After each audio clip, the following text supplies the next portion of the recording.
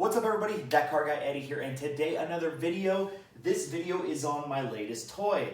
This is a 2012 Harley Davidson Ultra Classic CVO Screaming Eagle Edition.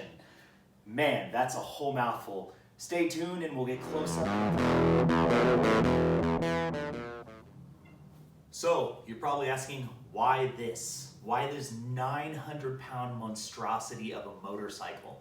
What are you trying to accomplish, Eddie? And I'll tell you, I'm trying to accomplish everything. When I went out and I went motorcycle shopping, I originally started looking at metric bikes. And the simple fact, the reason I was looking at metric bikes was because the price point for entry-level Harleys is just too much, and I just didn't have it.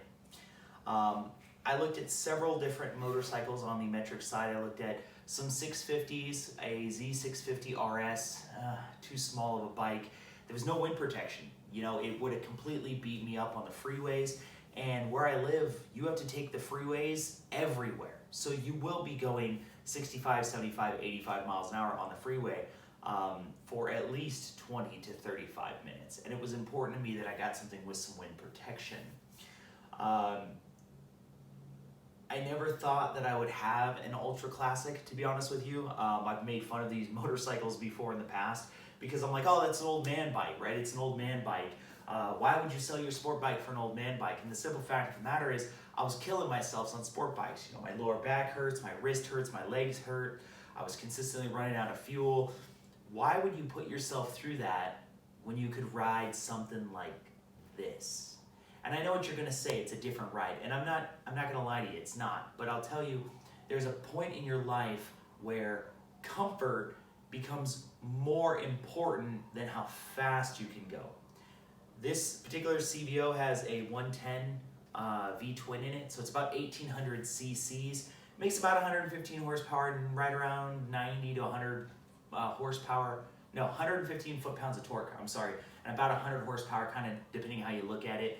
This is the last and final generation of the twin cam 88 that Harley made forever. I mean, I think that's been in bikes since like the late 90s, the twin cam 88. And then they slowly started putting bigger versions of that. They started making it bigger and bigger and bigger, increasing the stroke and stuff.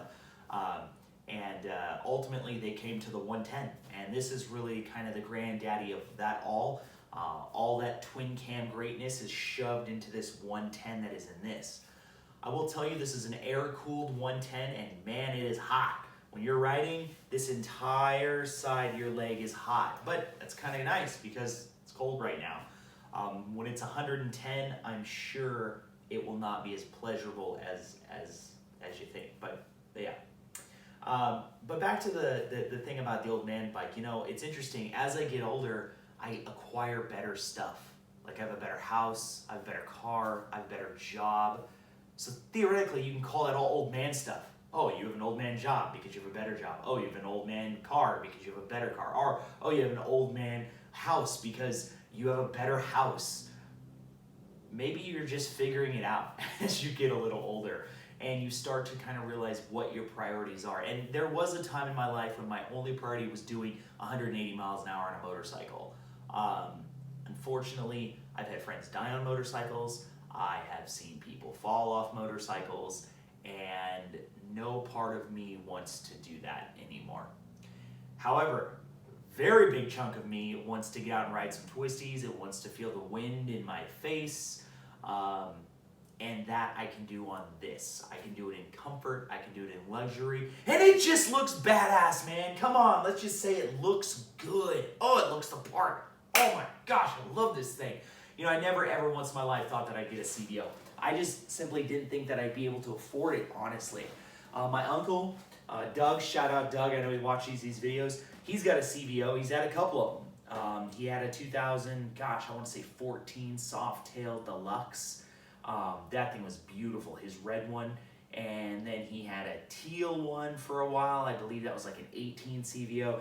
And then I believe he's got a 2020 Street Glide is what I think he has right now, Street Glide CVO. So kudos to him.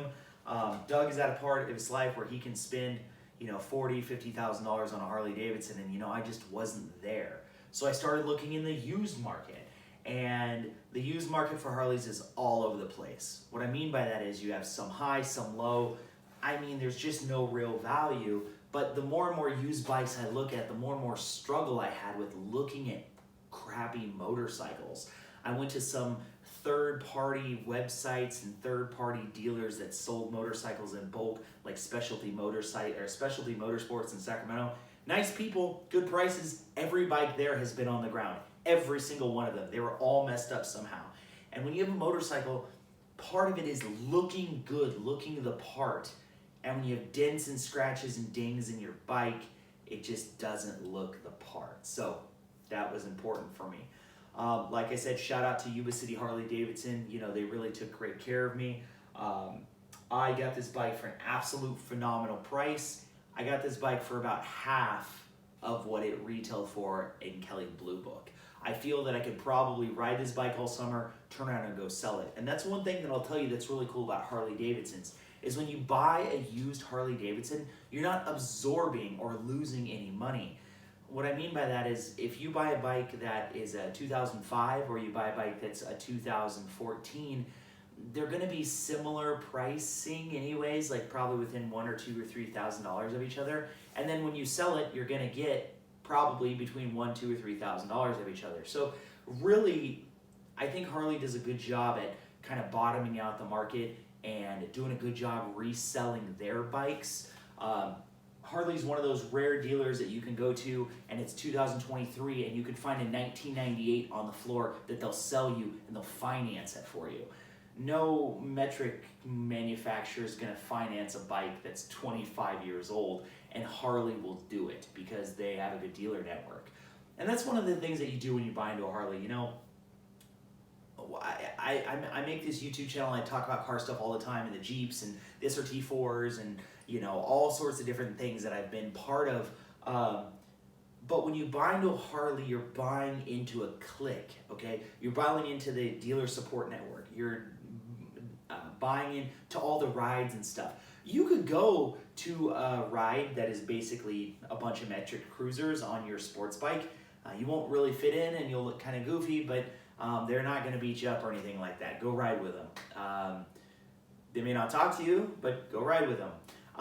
And for me, you know, that is kind of where I am. I want that community. I want that niche, as you can say, that the Harley gives you. Plus, you know, my uncle's got one. My friend James White has one. My buddy Lauren has one. My friend Steve is going to get one soon.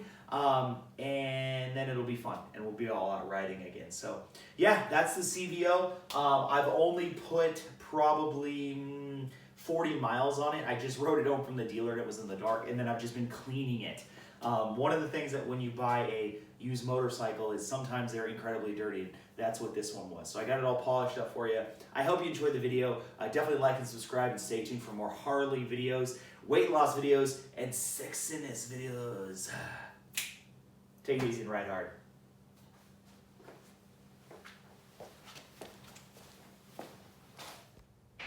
Well, ladies and gentlemen, here she goes. My very first ultra classic, my very first CVO, not my very first Harley, but I'm going to tell you more about that as I do a walk around of this beautiful, nice motorcycle. So first of all, of those of you that are new to the channel, thank you very much for coming.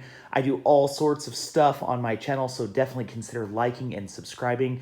But this video is not about liking and subscribing. This video is about this beautiful piece of machinery built by Harley Davidson. This thing, man, I wish there were better lights in here so that you can really just see the detail of this thing. I mean, it is beautiful. It really is. So first of all, let me tell you what you're looking at. You are looking at a 2012 Harley Davidson. That's easy enough to understand. It's a CVO, which means it's a custom vehicle operations Harley Davidson. This means that it basically gets all of the custom vehicle operations touches. So every performance part that is made for this bike, made by Harley, it gets. And they're also limited edition, which is pretty nice. They get this really rockin' paint scheme. They get these CVO badges that you can see right here. And yeah, so that's what it is. The bike is an ultra classic. Sometimes these are commonly referred to and they are confused with a Electra motorcycle. But like I said, this is an ultra classic. You can tell because it has the lower wind fairing protection on it, which is pretty cool. We'll cover that all in a few minutes. But let's talk about kind of what this bike is, why I decided on this motorcycle, and how we got here. So I talked about wanting to buy a new motorcycle pretty recently, and I was really all over the board on what I wanted to do. You know, I wanted to get a sport bike, I wanted to get a touring bike, I wanted to get an upright bike. There was a lot of things that I really wanted to do, and I really have to give it up to my buddies who basically were like, man, are you kidding me? You have this opportunity to go buy a motorcycle and you're not going to buy a Harley? Like, you're going to buy a sport bike? And my past experiences with Harley have not been bad, nor have they been good. And the reason I say that is because of the bike selection that I actually had. So the bikes that I've had before in the past are actually very different. I had a 2003 Road King, which shares this same frame. The Road King was nice. I liked it. It had a twin cam 88, but it also had some cam work that was done to it, and it was a nice bike. Problem with it is no wind protection.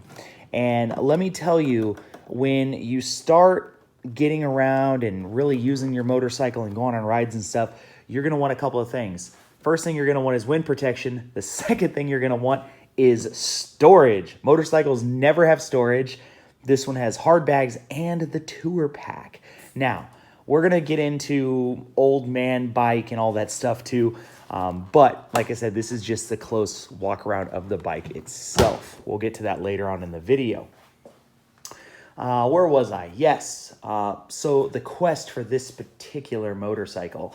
So I was looking at a lot of things. I was looking at street glides. I was looking at wide glides. I was looking at new motorcycles, old motorcycles, and really what I ran into was a budget limit. I had a budget, a ceiling, a top that I really wanted to spend, and somehow this CVO fell into it. So we're going to talk about that in just a few minutes.